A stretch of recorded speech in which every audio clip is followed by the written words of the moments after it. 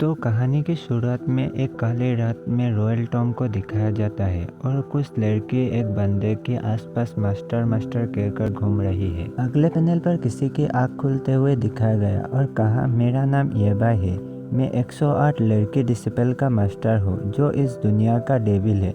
ये इस सीरीज का एमसी है। वो हमारी दुनिया से एक ट्रांसमाइग्रेटर था, लेकिन किसी कारण से वो मरकर दोबारा इसी दुनिया पर रिबॉर्न हुआ। अब उसके साथ क्या होगा, चलो देखते हैं। कहानी के स्टार्टिंग में अंधेरी रात में रॉयल टॉम को दिखाया जाता है। तभी एक सिस्टम अलर्ट आकर कहती है कि होस्ट की लास्ट डिसिपल सेंट लेवल पर ब्रेक थ्रू कर चुका है। System alert, the almighty system activate हो गया है। एमसी सोच रहा है, क्या मेरा पुनर्जन्म हो रहा है? मैं 3 सेंचुरी से डेड था और अब मैं फिर से रिबॉर्न हो गया हूँ। और हाथ पैर लड़ाकर खुद को देखने लगा। डेमिट सिस्टम, डेमिट, तुम कमाल हो ना। मैं एक टाइम ट्रेवलर था। एक के बाद एक कई रेवोल्यूशन के बाद लास्ट में सिस्टम को एक्टिवेट किया और एम्परर बनने के रास्ता खोज लिया, यानी लड़कियों को डिसिपल के रूप में लेना। और हर तरफ लड़की मास्टर मास्टर पुकार रही है। सिस्टम ने मुझे इन्फॉर्म किया कि जब तक मैं 108 लड़की डिसिपल को साथ ले जाकर उनमें से हर एक को सेंट लेवल में पहुंचने में मदद करूंगा, तब तक मैं अपने डेस्टिनी को चेंज कर सकता हूँ। दुर्भाग्य से मैं मर गया, कभी उस दिन का इंतजार नहीं कर पाया जब मैं अपना डेस्टिनी को बदल सकूँ। उसके कारण यह है कि मैंने बहुत सारे डिसिपल बना लिया।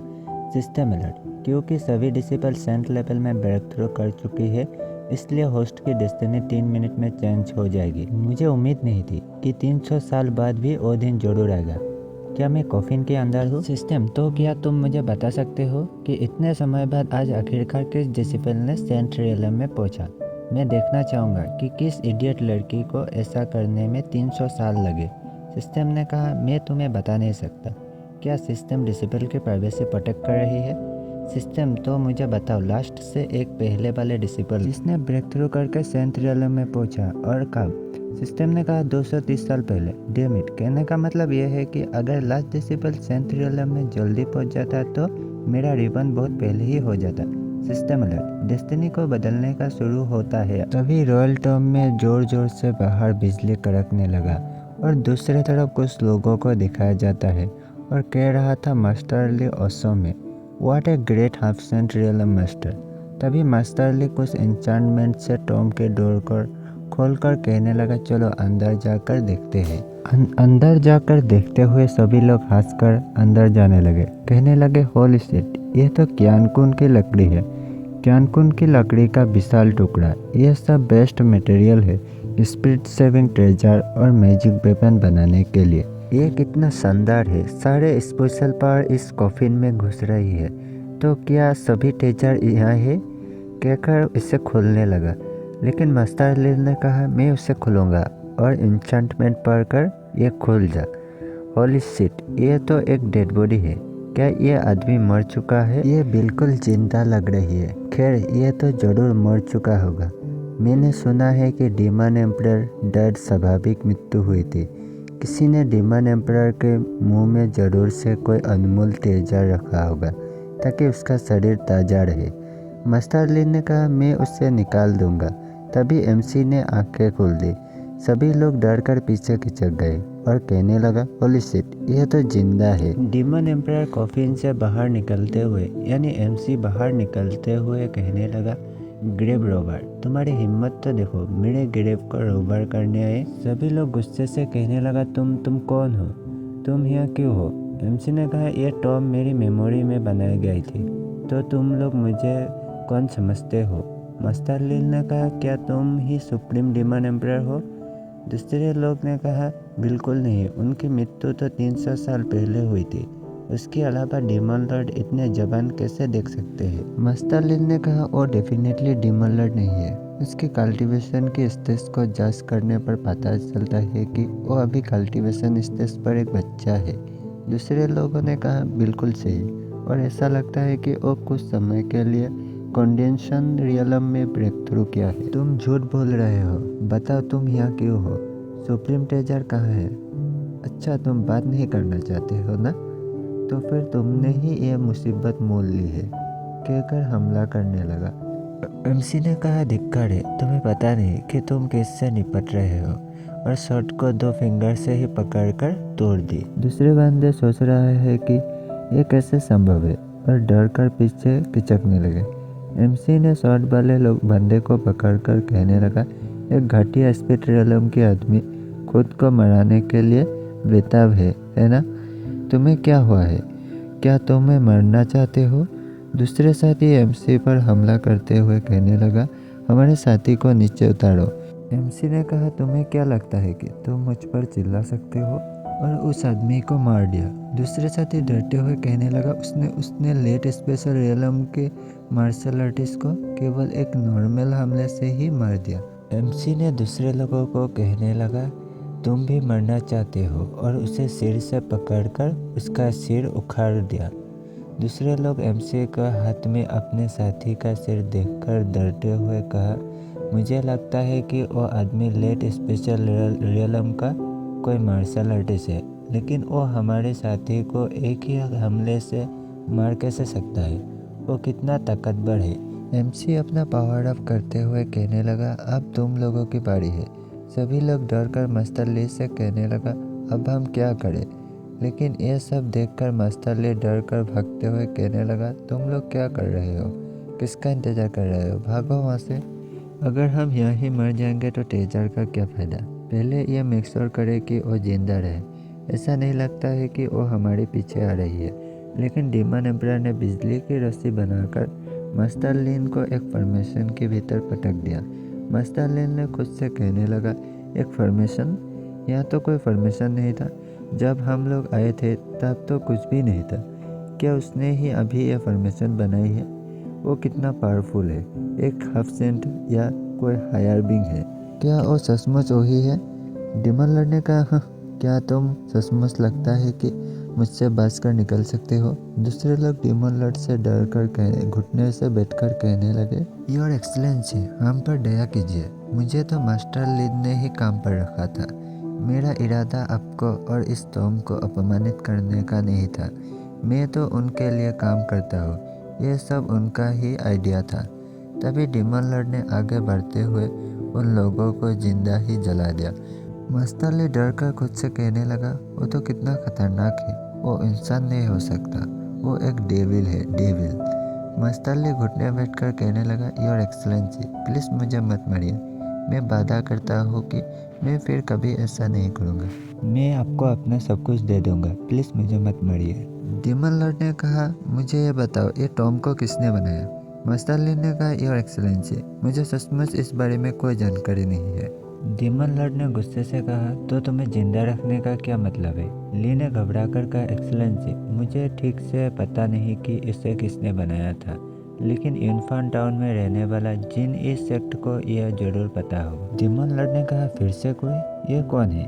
नरेटर ने कहा, जिन ये एक खुफिया एजेंसी है जिसका स्थापना 200 साल पहले एक अज्ञात व्यक्ति ने की थी, जिससे आप पैसा देकर कुछ भी जानकारी पा सकते हैं। इसका नेटवर्क इतना अच्छा है कि वो पूरे सेंट्रल प्लेस को कवर कर सकता है।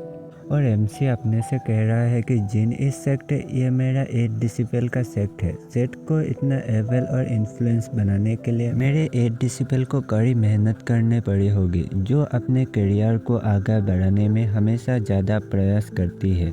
मास्टर लिन ने कहा, योर हाइनेस, जिन इस सेक्ट निश्चित रूप से बता सकती है कि इस टॉम को किसने बनाया था।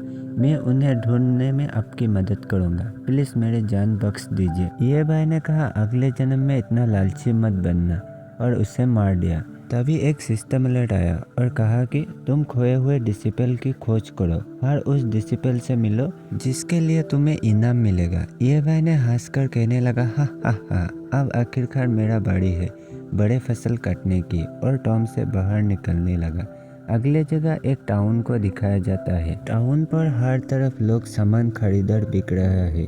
ये मैंने कहा, वाह, यूनफान टाउन पहले से भी ज़्यादा चहल पहल हो गया है। तभी ये भाई की पेट से भूख के मारे आवाज़ आने लगे और कहा कि मैंने 300 सालों से कुछ नहीं खाया, भूख से मैं मर रहा हूँ। काम शुरू करने से पहले मुझे कुछ खा लेनी चाहिए। कुछ पैसे निकल कर कहने लगा, हे ब्रो, इन्फॉन्ट टाउन में सबसे अच्छा रेस्टोरेंट कौन सा है? उस आदमी ने कहा, सर आप मजाक कर रहे होगे, ये एकमात्र रेस्टोरेंट है मैडम शेफ का, बेस्ट रेस्टोरेंट। ये भाई ने कहा, रेस्टोरेंट और मैक चिकन, क्या मैं वापस अर्थ पर आ गया हूँ? वो आदमी मैडम शेफ के बारे में सोचते हुए कह रहा था, इन्फॉन्ट टाउन की पॉपुलैरिटी और विकास का श्रेय मैडम शेफ को ही जाता है, लेकिन एक बात का दुख है कि वो सेंट बन चुकी है और आम लोगों के साथ बहुत कम घुलते मिलते हैं। मैंने सुना है कि वो बेहद खूबसूरत है, मुझे नहीं पता कि इस जन्म में उन्हें देखने का मौका मिलेगा कि नहीं। सर, क्या आप मेरे न्यू वेपन को देखना चाहेंगे? और कुछ अजीब अजीब वेपन दिखाने लगा। हमारे पास सभी साइज का अवेलेबल है। यह भाई सोच रहा है मेरा डिसिपल जो खाना बनाने में माहिर है वो मैडम शेफ उसकी 40वीं डिसिपल होना चाहिए। मैं देखना चाहता हूँ कि मेरा डिसिपल का डिसिपल खाना बनाने में कितना अच्छा हो सकता है। दुकानदार चिल्लाकर बोल रहा था, सर मत जाइए, आपको 20% छूट दूंगा। तभी दूसरी जगह एक रेस्टोरेंट पर ये भाई को मेनू देखते हुए दिखाया गया और एक येलो हेयर बॉय बोल रहा है कि मेरे लिए वही वाला एक मॉन्स्टर स्टोर लाओ। वेटर ने कहा, ठीक है मिस्टर पेन, थोड़ा इंतजार करिए। मिस्टर पेन ने उसके साथ आए हुए लड़कियों को कह रहा है कि आज मैं तुम दोनों को इन्फॉन्ट टाउन के सबसे फेमस डिश मॉन्स्टर स्टोर का स्वाद चखाऊंगा। एक बाउल की कीमत 10,000 सोने के सिक्के है। पूरे टाउन में मेरे सिवा कोई इसे और अफोर्ड नहीं कर सकता। ब्लू ड्रेस वाली लड़की ने कहा, मिस्टर पेन, यह तो आपकी बहुत बड़ी उदारता है। अब मुझे समझ में आया कि आप रेड सन सेक्ट की बेस्ट डिसिपल की हो। दूसरी लड़की ने कहा, जी हाँ मिस्टर पेन, आपके साथ खाना खाना मेरे लिए सचमुच एक सौभाग्य की बात है। ये भाई ने कहा, मुझे भी एक मॉन्स्टर स्टू चाहिए। वेटर ने कहा, ठीक है सर, लेकिन यह खाना खाने से पहले पे करना पड़ता है। तो क्या आप स्पीड स्टोन से पे करना चाहेंगे या गोल्ड कॉइन से पे करना चाहेंगे? यह सुनकर ये भाई ने कुछ स्पीड स्टोन टेबल पर फेंक दिया और कहा, चेंज तुम रख लो। वेटर ने कहा, वाह speed stone, no problem sir, just a moment. Restaurant में यह सब देखकर दूसरे लोग कहने लगे, क्या हुआ, मिस्टर पेन ने अभी अभी एक बहुत बड़ा स्टोव का ऑर्डर किया, लेकिन उस आदमी ने भी एक ऑर्डर किया और वो मिस्टर पेन से भी ज़्यादा जनरस है। ये आदमी कौन है जो ऐसे ही 5 स्पीड स्टोन एक साथ निकाल सकता है? मिस्टर पेन यह सब सुनकर गुस्से से ये भाई को घूरने लगा। तभी वेटर ने कहा, मिस्टर पेन, ये लीजिए आपका मॉन्स्टर स्टोव, एंजॉय कीजिए। मिस्टर पेन ने कहा, इसे देखो, यह डिश न केवल डिश है बल्कि ये तुम्हारी कल्टीवेशन स्टेज को भी बेहतर करता है। लड़कियों ने कहा, वाह कितने अच्छे खुशबू आ रही है, मैं बेसब्र हो रही हूँ इसे खाने के लिए। मिस्टर पेन ने कहा, कम ऑन ब्यूटीफुल, मैं तुम्हें खुद के हाथों से खिलाऊंगी। तो इसका स्वाद कैसा है? केवल मुझे से बड़े आदमी को ही इस जैसे स्वादिष्ट डिश का आनंद लेने का सौभाग्य प्राप्त होता है। तभी ये भाई ने स्टू को घूरते हुए कहा, मुझे नहीं लगता है कि इस स्टू का स्वाद मेरी डिसिपल फांग जाओटोंग के स्टू जैसा होगा। स्टू खाकर गुस्से से ये भाई ने कहा, यह भयानक स्टू किसने बनाया है? यह किसी सुअर के खाने की तरह लग रहा है। यह सुनकर मिस्टर पेन ने गुस्से से कहा, अरे गबर, क्या तुम देख नहीं रहे हो कि मैं भी यह सूप खा रहा हूँ? लड़की ने कहा, मिस्टर पेन परेशान मत हो, यह तो बस एक गवार है। दूसरे लड़के ने कहा, वो आपके अटेंशन के लायक नहीं है। मिस्टर पेन ने कहा, गवार, तुम तो जानते भी नहीं क्या बोल रहे हो, इडियट, तुम्हें अंदाजा भी नहीं है कि वो कितना बढ़िया स्टू है। यह भाई ने ठंडे नज़र से घूरते हुए कहा, इस तरह की घटिया डिश तो तुम्हारे जैसे अमीर इडियट को ही पसंद आ सकता है। गुस्से से मिस्टर पेन ने कहा, तुमने अभी अभी क्या कहा? वेटर ने कहा, जी हाँ सर, आपने क्या कहा? डिश हमारे शेफ ने खुद से बनाया है। ये भाई ने कहा, ठीक है, मैं शेफ को देखना चाहता हूँ। मिस्टर पेन ने कहा, हाँ शेफ को बुलाओ और इस गवार को सबक सिखाओ।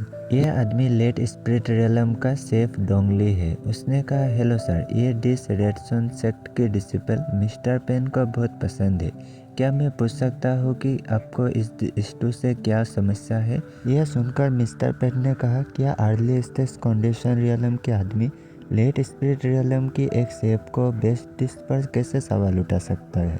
चलो देखते हैं आगे क्या होता है। दूसरे लोग शेफ को देखने के बाद कहने लगा, वो आदमी शायद पागल है, रेस्टोरेंट में तमाशा करने की उसकी हिम्मत कैसे हुई? उसने आखिरकार 5 स्पिरिट स्टोन स्पेंड कर दिया, इसलिए शायद तमाशा खड़ी कर रहा है। वो क्या स्कैमर है? शेफ ने इरफान से कहा, सर प्लीज मुझे बताएं क्या कहाँ भूल हुई। इरफान ने कहा, मॉन्स्टर स्टू के लिए इस्तेमाल होने वाले इंग्रेडिएंट को उनका अच्छा स्वाद पाने के लिए 49 दिन पहले ही सुखाना चाहिए, लेकिन तुमने अभी यह ताज़ा इंग्रेडिएंट से पकाया है। तुम किस तरह से इस फेमस रेस्टोरेंट की शेफ बने। यह सब सुनकर शेफ घबराकर मन में कहने लगा, यह शायद खाना बनाने में मुझसे भी ज़्यादा मास्टर है। इरफान ने स्टू को दिखाते हुए कहने लगा, और इंग्रेडिएंट को तेज आग पर नहीं भुना गया था, मछली बहुत ज़्यादा पक गया था। और एवालिन, यह शायद कोई चाइनीज़ इंग्रेडिएंट है, यह भी बहुत देर तक पक गया था और उसका स्वाद बहुत हार्ड था। शराब को गाढ़ा करने के लिए इन्यूज गर्मी नहीं मिली, ये सबसे बड़ी फेलियर का कारण है। शेफ ने कहा, इस आदमी को खाने पीने की इतनी अच्छी जानकारी है कि वो शेफ से भी कहीं ज़्यादा है। इरफान ने शेफ को गुस्से से कहा, तुम्हारी हिम्मत कैसे हुई इस डिश को तुम्हारी सिग्नेचर डिश बोलने की। मिस्टर पेन ने कहा, क्या अर्ली स्टेज ऑफ कंडेंशन रियलम के आदमी लेट स्पिरिट रियलम की एक शेफ को सिग्नेचर डिश पर सवाल उठाने का हिम्मत करता है। अब देखने में मजा आएगा क्या होगा। इरफान की बातें सुनकर शेफ घुटने में आ गया और कहने लगा, आप सीनियर है मास्टर, अगर मैंने आपको ठेस पहुंचाई हो तो प्लीज़ मुझे माफ़ कर देना। मिस्टर पेन ने यह देखकर आंखें बाहर आ गया और गुस्से से कहा, उसने तुम्हारी डिश को कूड़ा कहा और तुम उसके सामने झुक गए, क्या तुम पागल हो। शेफ ने घबरा कर कहा, मास्टर ने जो कुछ भी कहा वो सब सच था, मेरा मॉन्स्टर तो सचमुच कचरा है।